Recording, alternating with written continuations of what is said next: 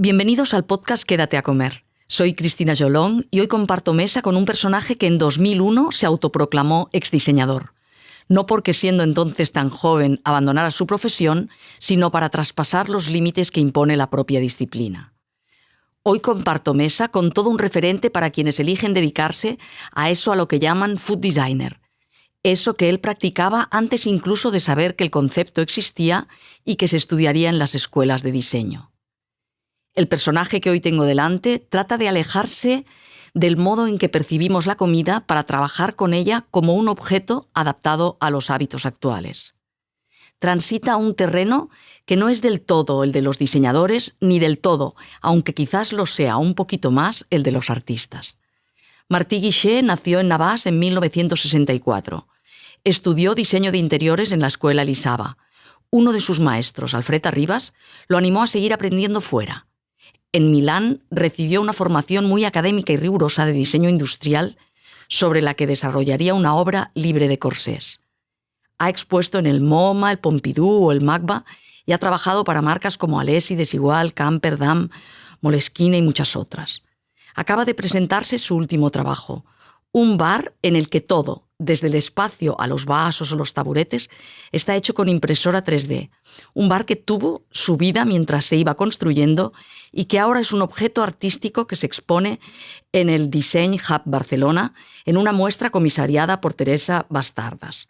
Sobre este proyecto, sobre su relación con la comida y sobre muchas otras cosas, hablaremos con Martí Guixé. Bienvenido, Martí. Hola, gracias. Es un privilegio aprender de ti, porque es un tema complicado ya de entrada lo de ex-designer, que ahora creo que ya es incluso un movimiento. Entiendo que empezó como un concepto, pero ya es un movimiento. Y también es complicado lo de food designer. Pero antes de todo esto, para conocerte un poquito mejor, Martí, me gustaría conocer un poco cómo era ese pre-designer, cómo era el chaval que creció en una Cataluña que tenía otra estética, otros objetos. Hablaremos de tu relación con los objetos y con la necesidad de deshacerte un poco de los objetos, pero yo quisiera saber de dónde partió tu interés por el diseño y si hubo objetos que te marcaron o espacios, porque hiciste también diseño de interiores, aunque luego quisiste ampliar con el diseño de objetos. Claro, no sé exactamente a qué punto, bueno, siempre dibujaba y tal, y entonces a cierto punto decidí que me gustaría hacer arquitectura, pero durante BUP y CO me estresaba mucho todo lo que era, bueno, las clases, y al final, no sé por qué razón, decidí hacer diseño de interiores, que no, eran solo 3 años, era mucho más fácil que Elisava, que era súper puntera, ¿no? En Elisava hablamos de, yo creo que era el 82, 83, y la verdad es que cambió completamente de hacer CO en aquella época a hacer diseño, pues fue para mí como un cambio de vida total. Y siempre me pregunto si hubiera estudiado arquitectura, ¿qué hubiera sido de mí? No lo sé. Pero sí, hice diseño de interiores en Elisava y me formé como diseñador. Y entonces Alfred Arribas, yo quería seguir estudiando diseño gráfico, pero Alfred Arribas, que era mi profesor, me dijo que no, que tenía que primero irme fuera de España y segundo, estudiar diseño de industrial. Y entonces, con otros compañeros de la escuela, pues mirábamos dónde se podía ir de una escuela relevante, y había 2. Una era en India y la otra era en Milán, en la Escuela Politécnica de Design, que es una escuela que este año hace 70 años, es la pionera del diseño, y donde al final estuve allí 2 años haciendo diseño industrial con todos los profesores, eran como abuelitos, y era todo, es decir, por ejemplo, el profesor de color era Silvestrini, que es alguien que siempre decía que hacía las clases en blanco y negro, porque solo era teoría. Era una escuela súper teórica y esto me ayudó mucho porque me hizo plantear el diseño desde un punto de vista más conceptual y menos formal. Tú venías de un lugar mucho más libre, ¿no? Que era aquella Barcelona también en la que el diseño empezaban a ser los tiempos importantes. Sí, era en aquel momento justo que yo estaba en Milán y que todo el mundo en Milán hablaba de Barcelona, porque habían estos bares de diseño que hacía Arribas, el Juli Capella. Entonces sí que había un movimiento de posmoderno que obviamente yo estuve también como estudiante como lo abracé con muchas ganas y entonces yo hice prácticas de diseñador, primero con Fernando Salas, de diseñador de interiores, y luego con Ramón Benedito de industrial. Y en el 90, justo con la crisis, monté un estudio con un amigo mío de la Escuela de Milán y estuvimos trabajando 3 años en esta época como casi olímpica y luego postolímpica, que era una época un poco rara, porque yo había vivido Barcelona en los 80 como alguien... Que te iba a la marcha, además, me como parece. Alguien muy, bueno, era la época que salíamos cada día, claro. ¿No? Y además, bueno, éramos muy jóvenes y había... Y muy de bares. Todos estos bares, el claro. Universal, el Otto Suits, bueno, era una maravilla. Y entonces, claro, con las Olimpiadas cambió todo y tampoco me gustaba mucho los 3 años que estuvimos haciendo proyectos de diseño industrial, sobre todo, me parecían proyectos como muy poco interesantes y no sé, algo... Y también era... Yo debía tener 26, 27 años y era un momento raro y cerré el estudio y me fui a Berlín. Y entonces... En Berlín sí que, bueno, te estoy contando un poco... No, está súper bien. Es tu otra ciudad, porque tú has vivido siempre un poco... Sí. Temporadas también estuviste bastante en Seúl, creo, pero has estado básicamente entre Berlín y Barcelona, ¿no? Sí, yo fui a Berlín un poco por casualidad, desde Basilea justo después, el verano después de que se abriera el muro. Me gustó mucho, me pareció una ciudad muy alternativa, de cultura alternativa.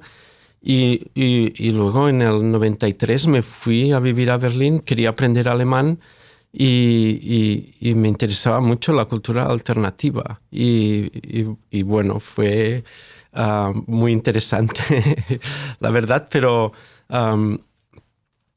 bueno, fueron años un poco raros porque mucha inseguridad, ¿no? Dejé el trabajo, que era completamente ilógico, ¿no? Porque habíamos empezado... ya con ordenadores en el estudio, como siendo el primer estudio que no tenía mesas de dibujo, que en aquella época era... debía ser un ordenador de los picapiedra, pero... Sí, y... Además es algo que has trabajado siempre y has ido evolucionando con la evolución de los ordenadores, ¿no? De alguna manera sí, siempre has estado interesado. Me interesa mucho porque pienso que la tecnología es lo que cambia la vida cotidiana actualmente y el diseño trabaja en la vida cotidiana. Entonces, por eso me interesa mucho seguir todos los avances que se producen tecnológicamente, porque es lo que ahora está cambiando nuestros hábitos. Y en Berlín entonces sí que estuve trabajando una temporada, pero sin no me gustaba nada el ritmo alemán de trabajo. Y me salieron la posibilidad de hacer consultorías de diseño en Seúl a través del BCD de Barcelona y de Ramón Benedito. Y entonces estuve como varios años haciendo 2 meses, que me pasaba 1 mes o 2 en Seúl y con este dinero que ganaba podía vivir 1 año entero en Berlín de forma alternativa. Y en este momento es cuando empecé a intentar ver o repensar qué se puede hacer como diseñador. Era en el 95, 96, ¿qué se puede hacer? Y seguramente por estos viajes, ¿no? Habían varias cosas. Una era el hecho de viajar, ¿no? De tener Europa como tu espacio, de alguna manera. El espacio local, ¿no? Era Europa, ¿no? Sí. Entonces, Internet además permitía el hecho de comunicarse de pronto con todo el mundo en Europa de una manera muy fácil. Claro, veníamos de un mundo muy diferente en el Sí. momento en que tenemos Internet. De todas maneras, has dicho una cosa que me ha despertado curiosidad. No me gustaba el ritmo ese de trabajo de alemán. Sí. Ayer, precisamente, comentaba con un amigo que visitaba Barcelona y que vive en Alemania y le decía que iba a hablar contigo. Y me decía que a él lo que no le gustaba era esa concepción del trabajo que tienen allí, que es como muy estricta, pero, o sea, aquí también se trabaja muchísimo, pero que tienen una mentalidad que no le acaba de gustar, que me gustaría que tú explicaras, porque tú conoces muy bien Alemania. ¿Qué es lo que nos diferencia un poco? Bueno, yo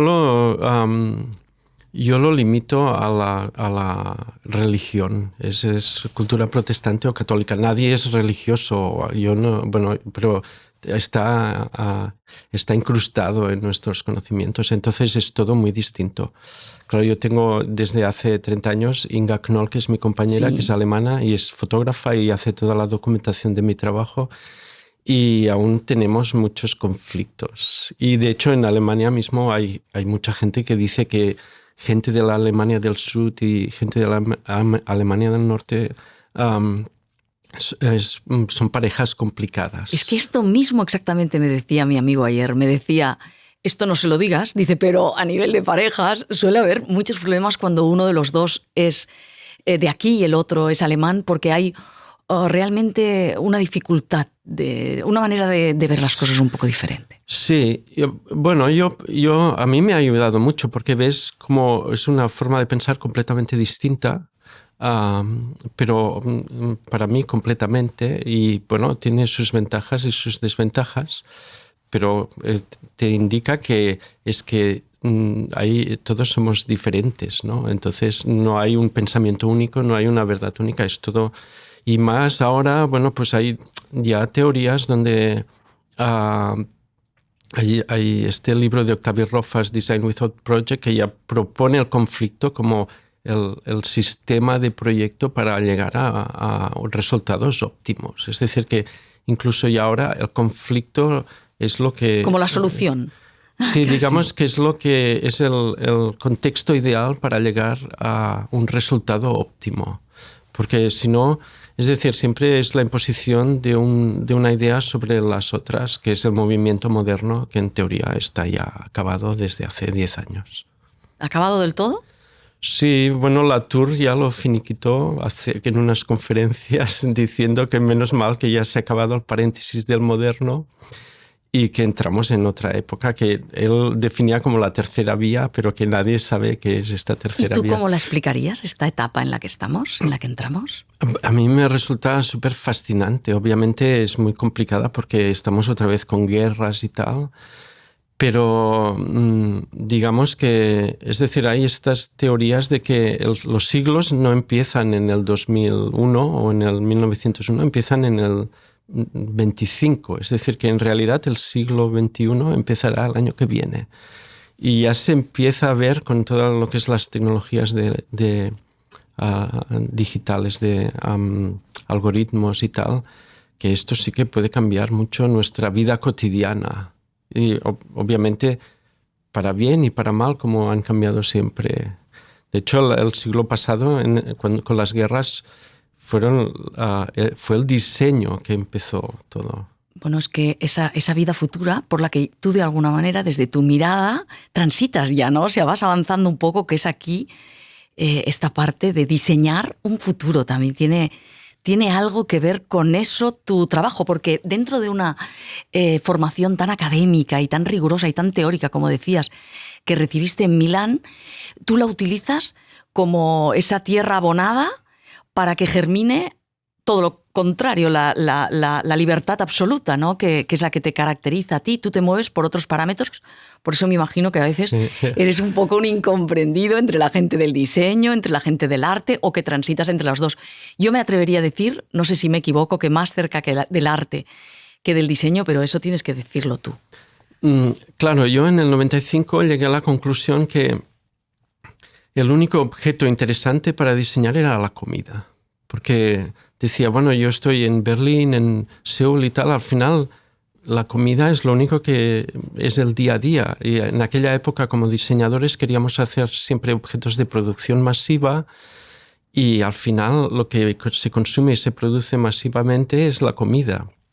Además, la comida tenía para mí otro aspecto interesante, que es que se elimina por ingestión y transformada en energía. Es decir, que era un superobjeto que todo el mundo lo tenía como relegado a algo tradicional.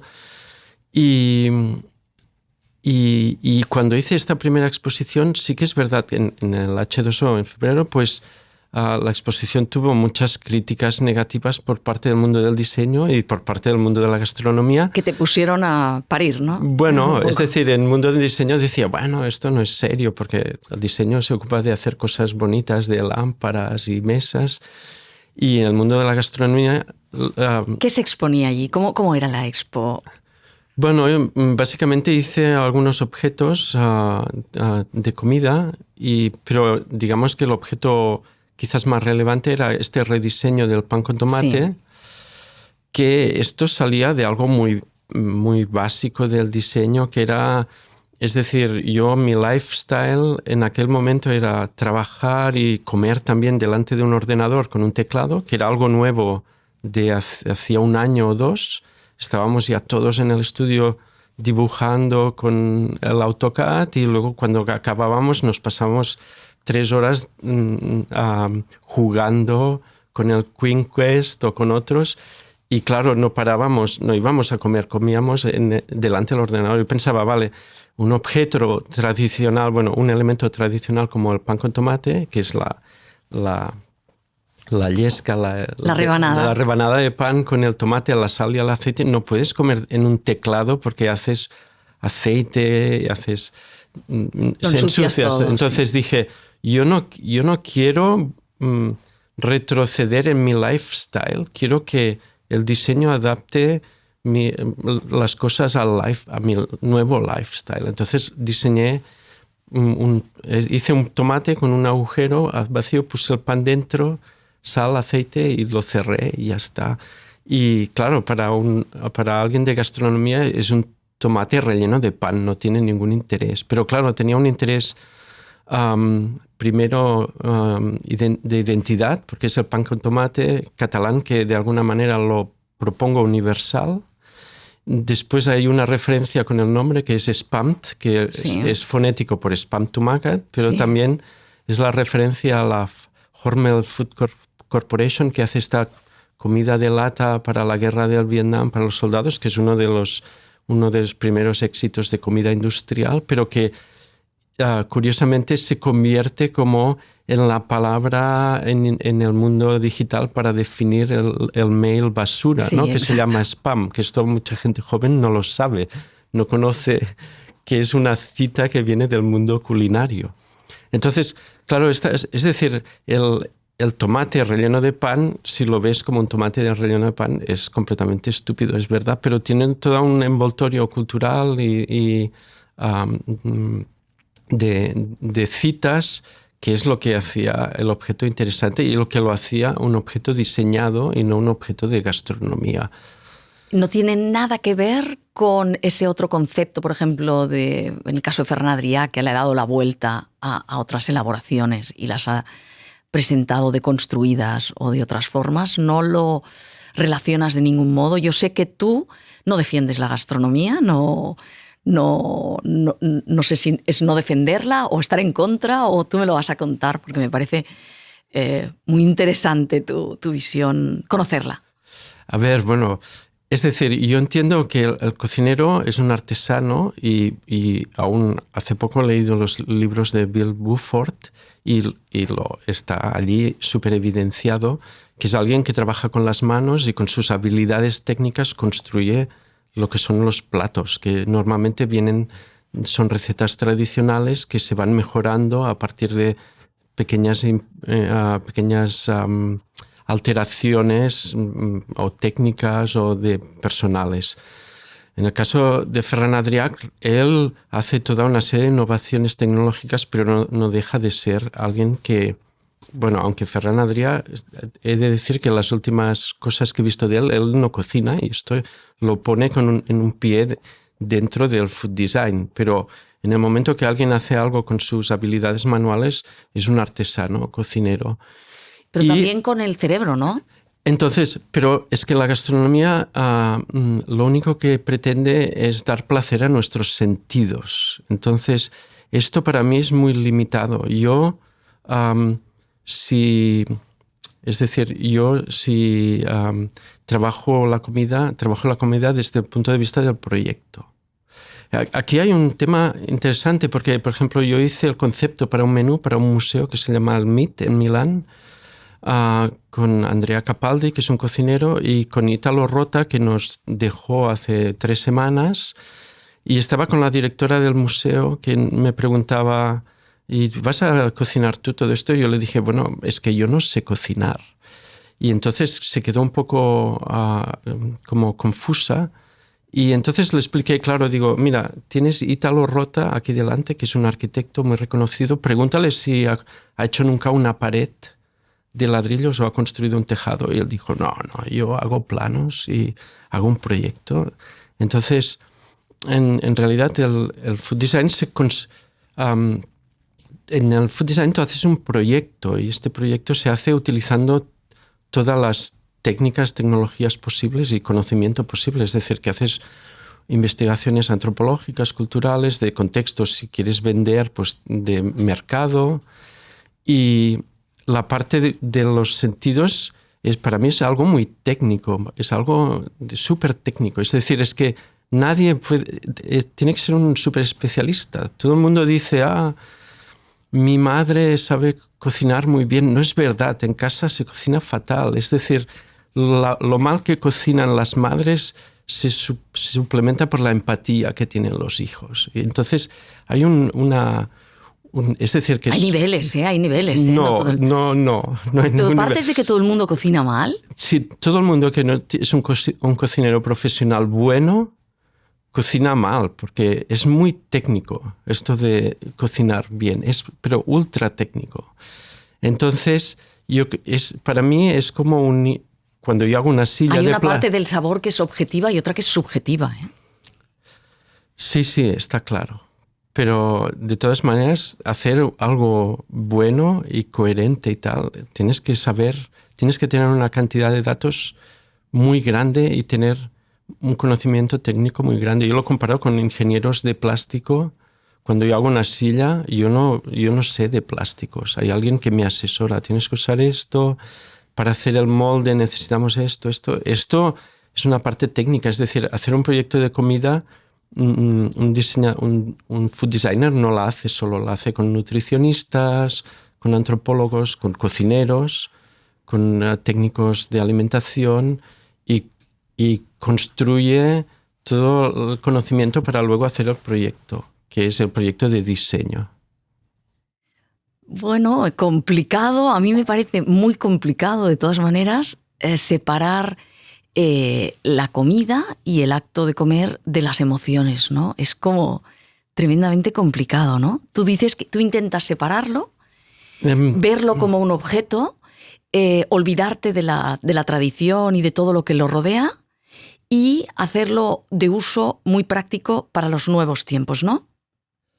¿Has dicho alguna vez, por ejemplo, que te parece curioso que todavía en los aviones se necesite el plato, el tenedor y el cuchillo para comer cuando podría hacerse de una manera mucho más cómoda, ¿no? Y también que a veces se ha equivocado porque se han confundido al copiar la forma de la tradición y en cambio con sabores un poco industriales cuando lo que había que batallar era conseguir un buen sabor de una forma mucho más ergonómica, mucho más fácil de tomar, ¿no? Claro, yo personalmente estoy en contra de las mesas, de sentarse para comer, de los platos, de los cubiertos, de todo esto, porque todo esto está ahí porque la comida no está diseñada. Es decir, si yo tengo una silla con un cojín es porque la silla es incómoda, porque la ha hecho un artesano siguiendo una tradición y no ha pensado que tenemos una columna vertebral, que la quinta vértebra es la que apoya lumbarmente.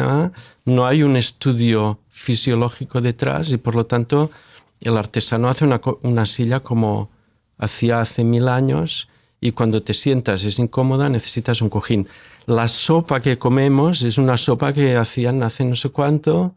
Pero yo cojo el cuenco, por ejemplo, o si no la cuchara, y esa sensación de tomar esa sopa que te cobija, que te reconforta, me parece maravilloso. Todo está relacionado con el cerebro. Pero esto es solo en la parte católica del mundo, que somos muy pocos. Es decir, en teoría, estas sensaciones nostálgicas se pueden tener a partir de sensaciones construidas que seguramente son mucho mejores. ¿Y cómo serían esos objetos para comer que son, según tu visión, cómodos, fáciles y adecuados a nuestro tiempo? Por poner un ejemplo para que podamos imaginarlo. Es que, objetos que puedes comer en situaciones que tú necesitas comida y que son sanos y no hacen desechos de packaging. Sí. Esto sería el objeto ideal. No existe aún, es algo que tiene que venir, es decir, está todo por hacer. Pero sobre todo en la parte, a lo mejor, de la comida rápida o de esa comida cuando tú dices sentarte delante de un ordenador y comer. Hay una parte que es muy importante, yo creo, para nuestra salud mental, que es comer y compartir, ¿no? Sí, pero esto no hace falta que estés en una mesa. ¿No? No. Es decir, claro, conversar, comer, estar cómodo. El Warren Velasco, que es un universitario, un señor de Estados Unidos que hace cultura alimentaria en la universidad, en un momento cita a Petrini de Slow Food como alguien ultraconservador que intenta que la gente, la familia se reúna alrededor de la mesa comiendo cosas tradicionales italianas. Si lo miras desde el punto de vista de Estados Unidos, sí que parece muy antiguo, ¿no? Nos reunimos la familia y el concepto de familia ahora mismo es obsoleto, ¿no? Porque hay patchwork familias, hay de todo. Entonces, reunirse alrededor de una mesa no me parece algo contemporáneo, me parece del pasado. Del pasado. Hace bastantes años tuve la oportunidad de entrevistar a una experta en ciencia de la alimentación, de la comida, no me acuerdo cómo era exactamente, que diseñaba la comida para los astronautas. Y entonces yo le preguntaba, me parecía súper interesante, ella me decía que habían intentado con cápsulas, con muchas cosas, que todo lo hicieran más fácil y más cómodo, como tú decías, para situaciones tan complejas, ¿no?, como las que supone estar en una nave espacial, pero que se habían encontrado con un problema emocional. Y se habían dado cuenta de que, por ejemplo, tenían que incorporar el café, por ponerte un ejemplo, y el café que recordara aquella sensación de después de comer, tomarse el café juntos, allí gravitando, ¿no? Pero que eso les hacía sentirse mucho mejor y les hacía como dividir, tener sensación de que el día iba transcurriendo. Incluso me dijeron, claro, ella era estadounidense, me decía que habían decidido poner M&M's, estos caramelos de colores, que les daba un trabajo tremendo porque solo que hubiera alguna especie de ruptura, que se hubiera roto un trocito, era muy peligroso porque ese trocito, con la falta de gravedad, te podía ir al ojo, ¿no? Y que tenían que examinarlos mucho y tal. Pero que les reconfortaba mucho. No sería en este caso para mí, por ejemplo, algo reconfortante los M&M's, pero puedo entender muy bien que haya cosas que se daban cuenta que la salud mental de aquellas personas era básico tener esa sensación reconfortante de la comida, ¿no? Claro, ahí está, es decir, hay la parte de las sustancias que te pueden alterar tu estado, ¿no? Pero también hay la parte empática, obviamente, que ese es el problema que ahora tienen las inteligencias artificiales. que intentan hacer un lenguaje así como muy azucarado, que es horrible, porque les falta empatía. Es el problema que hay en la empatía. Y es lo que contaba antes, es lo que hace la madre para que te parece bien tu sopa cuando es una sopa horrible. Y es lo que también Bueno, yo insisto en que no todas tienen que ser horribles, pero bueno, no nos meteríamos en un bucle ahí. No voy a discutir. Entonces sí, hay una parte de empatía. Es decir, el mundo de la comida es muy complejo, que es lo que intenta regular el proyecto de diseño. El espacio donde comes también es súper importante. No tanto si hay mesas y tal, pero el espacio. Yo hice un proyecto en el 2009 en Ámsterdam donde hicimos un restaurante que estaba todo outsourced, es decir, que eran restaurantes de takeaway que llevaban la comida al restaurante. Y claro, hicimos que en aquel momento Google era lo que estaba empezando a llegar y Google organiza contenido, pero no hace el contenido. Hicimos lo mismo con el restaurante. Organizábamos el contenido, hicimos un espacio tipo Google con los colores de la época que eran negro, verde y azul y era genérico. Entonces tú podías elegir en 12 menús de chino, mexicano, español, surinami, holandés, italiano. Y en el espacio era súper difícil decidir el tipo de comida. Y me di cuenta de que claro, cuando entras en un restaurante con una decoración así folclórica o etnográfica que son ridículas, pero ya tienes el 15% del sabor. Es decir, el interior ya te da... Es la ambientación. Sí. Y esto lo notamos también en el bar, en el X-Designer Project Bar. ¿Qué es este proyecto que acabáis de presentar? Que claro, la gente entraba y no sabía... Como era algo que no entra dentro del... No es intuitivo, no sabía qué pedir. No, claro, porque además todo con aquel color gris, ¿no? Sí. Te resultaba un poco...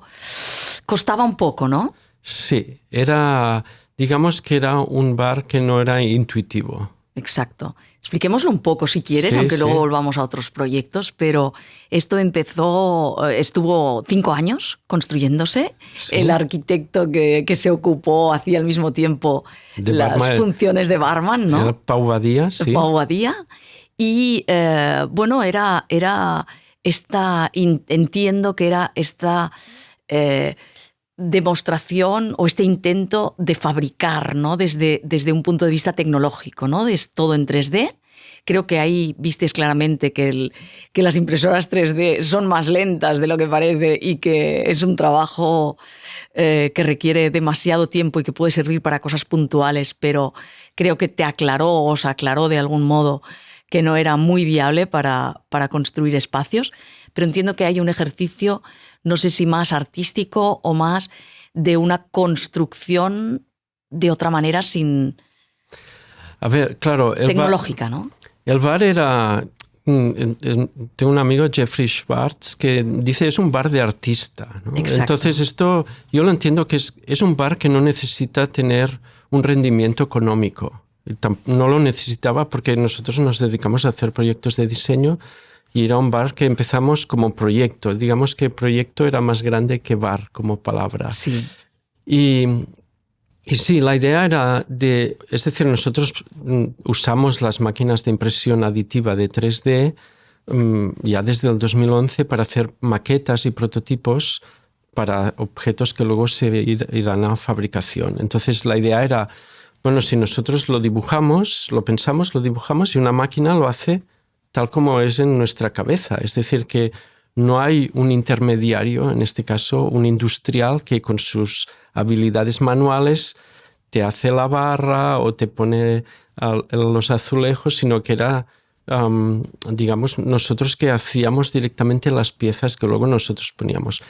Es decir, el reto era ver si con 3 máquinas, las más básicas del mercado, podríamos construir todo un bar, primero las paredes, el interior, taburetes, vasos, copas, platos, tenedores y posteriormente yo pensaba, en el 2027, que hace 20 años que hice mi primera exposición, está acabado, lo inauguramos y luego reconvertimos las máquinas de impresión 3D del bar en máquinas de impresión de comida. Y luego en un bar 3D se imprime comida 3D y todos allí comiendo snacks 3D. Y algo tal. llegasteis a probar, ¿no? Hicisteis unos nachos, hicisteis algunas cosas, ¿no? Sí, en el 2027 lo que pasó, 2017 lo que pasó es que el bar estaba solo al 45%.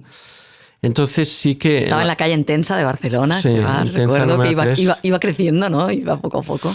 Entonces lo que hicimos fue en la Galería H2O sí que hicimos la impresión de uno de estos Spamt en 3D, que fue bastante difícil, es decir, que duró como 6 meses de investigación para luego, al día de la presentación, hacer 3 Spams impresos, mientras que en el 97, que también preparamos el Spamt, hicimos unos 500 de forma manual, es decir, que la tecnología está ahora evolucionando, pero está en un momento que no es funcional.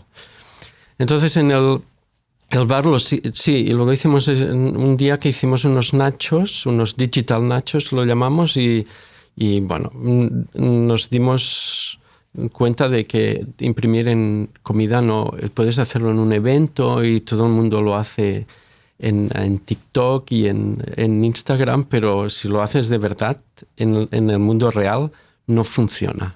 ¿No le ves ahí un gran futuro, a no ser que mejoren mucho las impresoras, o simplemente no le ves? Es decir, algo en este sentido, yo creo que la impresión aditiva de comida, las impresoras 3D, es un poco como el fax, que fue un momento que parecía el futuro, pero en teoría dicen que retrasó Internet como 5 o 7 años. Entonces yo creo que... Y quedó ahí como un objeto que al final ya estaba tan obsoleto que... Bueno, ahora lo usan la gente que quiere hacer cosas ilegales. Sí. Entonces, sí, yo creo que tiene que salir una nueva tecnología que va a permitir esta construcción de objetos comestibles que sean sabrosos y que sean saludables y que sea lo normal. Pero no sé, es decir, será en este siglo, obviamente, pero yo no creo que lo vea. Tú has dicho que para la comida es tan difícil de hacerla bien, que hace falta mucha técnica y que hace falta personas especializadas. ¿Te refieres a cocineros y cocineras?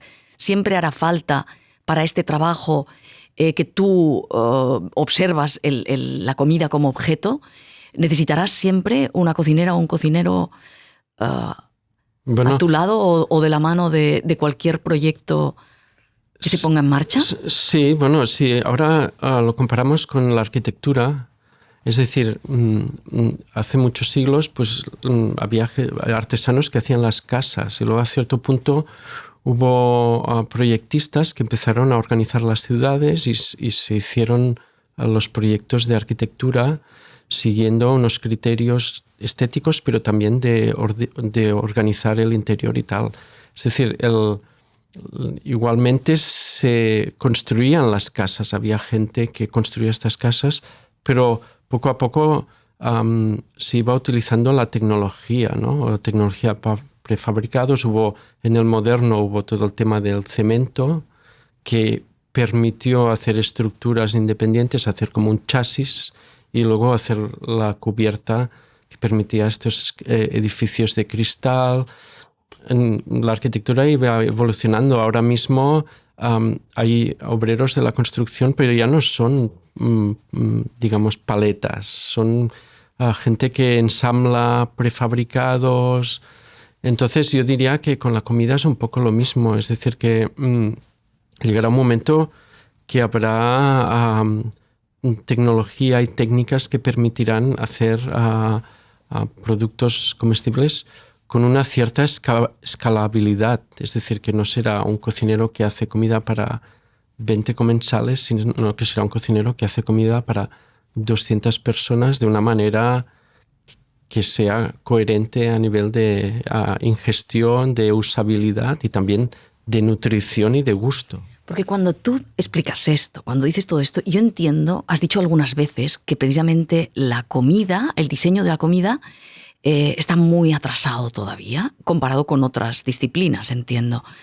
Pero cuando tú te refieres a esto y tú imaginas ese futuro de la comida, ¿estás hablando tanto de ese producto que podemos encontrar en el supermercado como de lo que es un restaurante? ¿Te refieres a un cambio de todo? Me gustaría, lo que me encantaría es entrar en tu cabeza por un momento para lograr entender eso que imaginas. ¿Será muy diferente? ¿Tú crees que nos espera un mundo en el que comeremos muy distintos? ¿Serán productos muy diferentes? ¿Tú crees que hay que buscar lo más natural? Porque a veces has observado también el tema. Entiendo que crees que ha de haber una búsqueda de lo más natural, de lo más ecológico o de lo más sostenible.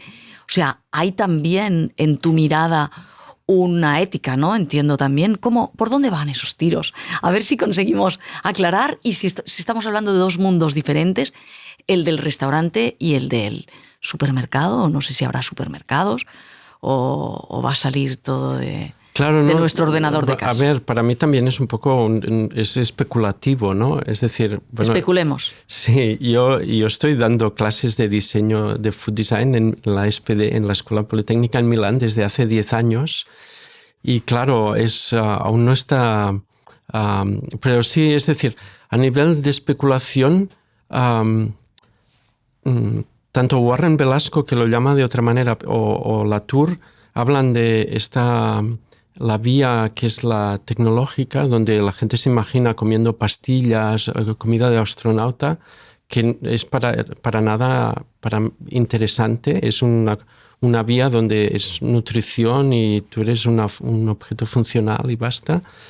Y luego está lo contrario, ¿no? Que Latour dice, ahí la gente que va hacia allí pues se da cuenta que no le gusta esta tecnología y tal y vuelve atrás, ¿no? Esta nostalgia de decir, vamos a comer como antes, hacemos nuestro huerto y tal, pero que tampoco es correcto porque es la vía a pensamientos más conservativos y que ahora estamos viendo porque es un poco el rechazo a toda esta era tecnológica. Y tiene que haber esta tercera vía, que es la que imagino que Latour la ponía como ejercicio en estas conferencias, donde no es ni una cosa ni la otra, ¿no? Es un elemento. Y entonces, claro, en esta vía, ¿qué pasa?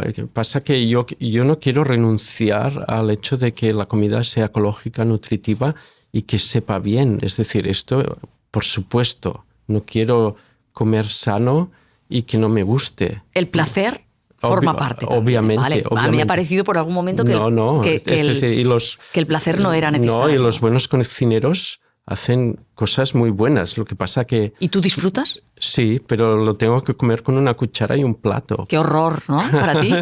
No, para mí, para el medio ambiente, ¿no? Porque luego tienen que limpiarlo y tal. Entonces, sería mucho mejor que hay un proceso de diseño para que lo que comes no necesitas un plato y puedes comerlo en un opening mientras hablas con 20 personas. Y no hace falta que estés allí con un vaso y tal, o puedes comerlo en un avión perfectamente mientras lees un libro y no tienes que bajar la bandeja. Es decir, que digamos que las situaciones cotidianas también a partir de la introducción del teléfono móvil y tal han cambiado completamente, pero la comida sigue siendo como antes, porque la gente tiene esta afectación nostálgica, como tú decías antes, de coger la sopa y tal, pero es algo que tendrías que superar.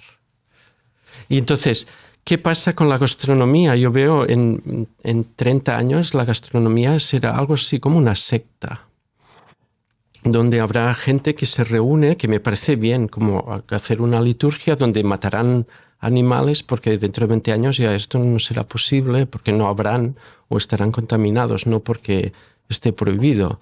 Y ellos criarán, matarán y harán banquetes y tal.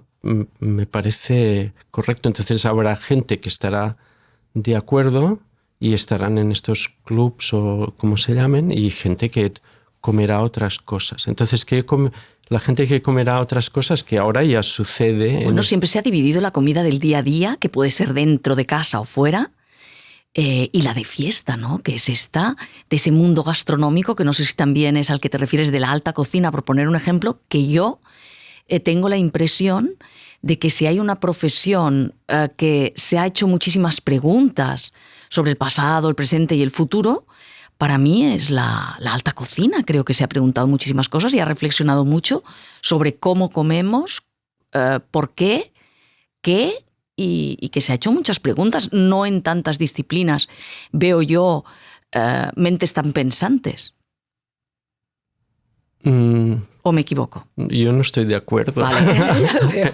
Pero no, y bueno, yo no veo cosas nuevas. Es decir, se pueden preguntar muchas cosas, pero no hay una cocina especulativa. Es decir, son innovaciones técnicas, pero acabas comiendo en la mesa de un restaurante con un camarero que te lleva algo. No sé, sí que hay, bueno, pues no sé, el menú está organizado a partir de las alturas donde hay los ingredientes del central de Lima. Vale, me parece genial, ¿no? Pero bueno, al final acabas, es decir, el gesto cotidiano acaba siendo el de en una mesa, en un plato, con un menú. Y no hay una mutación. No, y bueno, lo que he visto son cosas que no me gustan nada, proyecciones, no sé qué. Todo esto es tontería, es decir, es no saber por dónde va la tecnología y cómo usar la tecnología de una forma coherente. Y sí que es verdad que la gente busca... Parece como pasado de moda algo que algunos se están vendiendo como muy innovador, ¿no? Restaurantes donde esto, se hacen proyecciones. Claro, hay un tema que es que ella era un tema en el bar, ¿no? Es este tema de tener un rendimiento económico. Es decir, esto es lo que marca, digamos, quizás el 99% de los locales de gastronomía, bares, etcétera. Es igual de qué nivel, pero rendimiento económico. Entonces... es como, si tú miras el panorama de movilidad de coches, es como todo el mundo va en camión para llevar cajas y tener un rendimiento económico. Nadie va en un Ferrari, en un Maserati que no tiene rendimiento económico, porque es otro tipo de rendimiento. Entonces el bar, volviendo al bar, el bar de artista es un bar que está libre de este rendimiento económico, porque el rendimiento es un rendimiento abstracto, cultural. Es un rendimiento de imagen o de banco de pruebas. Y esto a mí me falta. Bueno, porque esto es artístico, la gente tiene que ganarse la vida y es un poco complicado, ¿no? De todas maneras, entiendo que el bar tiene una función social muy importante también, ¿no? Yo ahora pienso que, por cierto, la pandemia afectó porque ahí cerrasteis ese proceso de evolución que hubiera podido seguir creciendo. Este bar que estuvo en la calle Entensa, pero nos dimos cuenta cuando vino la pandemia que éramos seres sociales que necesitábamos muchísimo el bar, ¿no? Sí, el bar, acabamos de imprimir el bar, todo el bar, y ya estaba funcionando en el 2019. Acabamos de imprimir en 2020, justo una semana antes de la pandemia. Entonces no lo pudimos inaugurar. Lo cerramos, yo pensé que duraría un mes o dos y luego cuando duraba más tiempo, pues entonces decidimos cerrar el bar porque es decir, tampoco nosotros nos dedicamos a gestionar un bar. No era un bar por tener un bar, era un bar por hacer ese ejercicio, entiendo. Era el proyecto y el bar. Y sí, durante la pandemia es verdad que yo me iba al estudio que está al lado y... con un certificado, y luego mediodía me iba al bar solo porque estaba cerrado todo y me abrió una lata de berberechos del Morrufí y una Coca-Cola y me bebí y me comí todo el bar durante la pandemia. Claro, pero, esto fue genial, mediodía. Sí, pero ¿no te diste cuenta que lo que necesitabas era compartir conversación y era encontrar a otras personas? La pandemia ahí sí que nos dio un poco una bofetada de darnos cuenta, sí, claro, de que no éramos tan individualistas como nos hace creer nuestro estilo de vida, tan apegados al móvil y toda esta vida que hacemos, ¿no? El bar al final, y además ahora he estado leyendo que está de moda otra vez el slow dating, que reivindica el bar como punto de conocer gente y tal. Es decir, que... hay un uso a veces de tecnologías sin una lógica Y quizás es un poco este parámetro entre los dos mundos, ¿no? Un mundo más funcional, donde todo tiene que ser rápido y funcional, y otro mundo pues, más vivencial, ¿no? Tú has dicho alguna vez que los objetos te pesaban porque no te dejaban, te apegaban a los lugares, ¿no? No te dejaban esa movilidad o esa capacidad de hacer una metamorfosis tú mismo, ¿no? Cuando tenemos demasiados objetos, a los diseñadores, quienes os hacen los encargos, entiendo que os piden otros valores añadidos, ¿no? Que os piden a lo mejor un estilo de vida, un cambio de un estilo de vida o crear situaciones más que objetos en sí mismo, ¿no? Tú has dicho en algún momento, a lo mejor en vez de diseñar, no me acuerdo a qué objeto te referías, es mejor diseñar un atardecer en un lugar, ¿no? Esto me parece interesantísimo. Es por una sociedad que tiene acumulación excesiva, quizá, en algunos lugares, ¿eh? Sí, bueno, yo inicialmente, como yo me quedé viviendo entre Berlín y Barcelona, necesitaba movilidad, entonces era como más reducido estaba mejor, porque si no, no puedes gestionar estos cambios si tienes cosas. Entonces, por eso la comida me parecía relevante como objeto. Y sí, bueno, es decir, como diseñador lo que te piden es que diseñes una pieza de mobiliaria, y el objetivo es siempre vender más. Es decir, que es un mundo comercial, lamentablemente que cada vez está más comercializado, pero sí que hay corrientes de diseño que empezaban en los 90 de critical design o diseño especulativo, donde gente trabaja intentando ver qué puede pasar con cambios, ¿no? Fiona Rabi y Anthony Dunn son dos diseñadores ingleses que están en Estados Unidos y están trabajando con los derechos de las cosas, ¿no? ¿Qué derecho tiene un río de pasar al lado de una montaña? Entonces, en el momento que las cosas tendrán identidad y tendrán eventualmente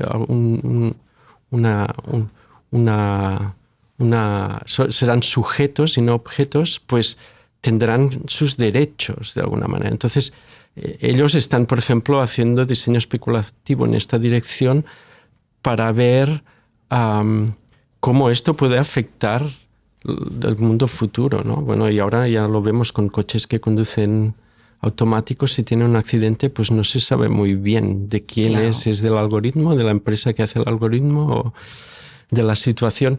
Entonces, sí que como diseñador yo intentaba siempre, en lugar de solucionar algo, es proponer una pregunta, ¿no? Si te dicen diseñar un sofá para que el domingo puedas estar en casa confortable, dice, pero ¿por qué no diseñas un domingo interesante en lugar del sofá? Es decir, no hace falta que el proyecto de diseño no necesariamente está vinculado a la apariencia física de las cosas. Es decir, que yo lo que aprendí en Milán en la escuela es que puedes partir de algo abstracto y entonces a partir de aquí plantear soluciones desde el abstracto, no solucionar, no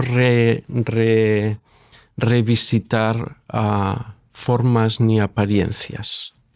Hemos hablado, Martí, de la nostalgia en la comida, ¿no? Hemos hablado bastante de esto, pero yo pensaba, ¿no crees que también hay cierta nostalgia en los objetos que nos rodean? Tú dices que tenemos demasiados objetos, pero yo tengo la impresión que con la edad hay objetos que nos acompañan. Yo te pongo el ejemplo, yo ahora ya no tengo a mis padres y hay algunos objetos que he llevado a mi casa, igual que mis hermanos a las suyas, y que a mí me dan un confort porque yo los había visto en mi casa de pequeña y me acompañan mucho. Pero también veo que hay una nostalgia en los diseños de lámparas y todo esto, de todo lo retro. Lo retro gusta mucho, lo retro se busca mucho. Y hay como un gran boom de esto cuando hubo otros tiempos en que buscábamos diseños súper nuevos. Ahora hay una mezcla, ¿no? Que tiene mucho que ver con los sentimientos y con una evolución de la sociedad que no sé cómo la ves tú. Sí, nostalgia es por la imposibilidad de imaginar el futuro. Es decir, se va atrás porque nadie puede ver qué va a pasar y se imagina que lo que va a pasar no es bueno. Entonces es miedo, sobre todo. Qué interesante. ¿Crees que es esta la razón? Y se ve políticamente también. ¿Tú vives con menos miedo al enfrentarte desde hace tantos años a esos mundos desconocidos? Porque tú te has movido por terrenos, haciéndote constantemente preguntas que están absolutamente alejados de los cánones y de todo, ¿no? Tú decías antes, no sé qué hubiera sido de mí si hubiera hecho arquitectura. Yo me pregunto ahora qué hubiera sido de ti si en vez de ir a Milán hubieras ido a India. Creo que era una escuela también muy rompedora, muy interesante. Pero siempre has transitado caminos distintos. ¿Nunca te ha dado miedo eso? Sí, bueno, siempre saltas al vacío. Entonces es como... y son periodos como muy raros. Y yo tengo también miedos. Lo que pasa que, bueno, es como... están allí, tienes que... es decir, me interesa ir hacia adelante, no me interesa cerrarme. Y por lo tanto estoy continuamente... Sobre todo estoy siguiendo mucho todo lo que son los avances tecnológicos que pueden influir en nuestra vida cotidiana desde un punto de vista de espectador, no como alguien que está dentro de corporaciones tecnológicas y tal. Y en general todo lo que está relacionado con lo cotidiano, tanto que es comida, me interesa mucho ver cómo evolucionan todo y las distintas... las